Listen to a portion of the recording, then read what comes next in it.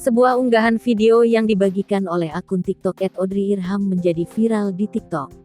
Pasalnya, video itu memperlihatkan fenomena pertemuan air laut yang berbeda warna. Terlihat jelas air berwarna biru tua dan hijau toska terekam jelas dalam video tersebut. Dalam keterangan di video tersebut, pengunggah juga menuliskan pertanyaan, mengapa air laut tersebut memiliki warna yang berbeda? Video berdurasi 18 detik itu langsung mendapat banyak respons dari netizen. Rupanya banyak netizen yang memberikan respons positif dan saling berbagi pengetahuan. Salah satunya pada komentar dari pemilik akun @muhammadakbarify yang menyebut jika pertemuan air tersebut tidak akan pernah bisa menyatu. Sebab menurutnya, pertemuan air laut dari dua samudera yang berbeda, memiliki tingkat kadar garam dan mineral pendukungnya. Sehingga air laut tersebut tidak akan bisa bertemu. Pertemuan air laut dari dua samudera yang berbeda tingkat kadar garam dan mineral pendukungnya, dan tidak akan pernah menyatu sampai kiamat, tulisnya.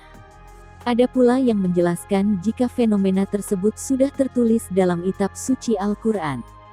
Ini hanya sebagian kecil dari kebesaran Allah yang sudah ada sejak lama dalam Al-Quran Qs Ar-Rahman 19-22, tulis komentar dari pemilik akun @alansur.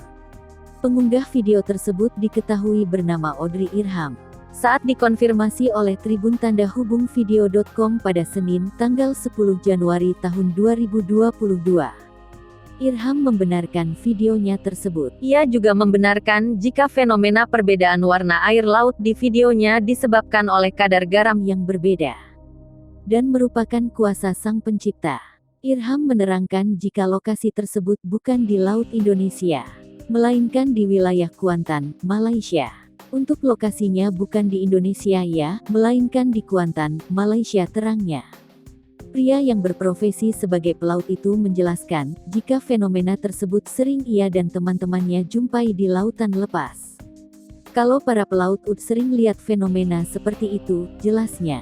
Namun bagi yang belum pernah melihatnya secara langsung, tentunya akan terkesima dengan fenomena alam tersebut.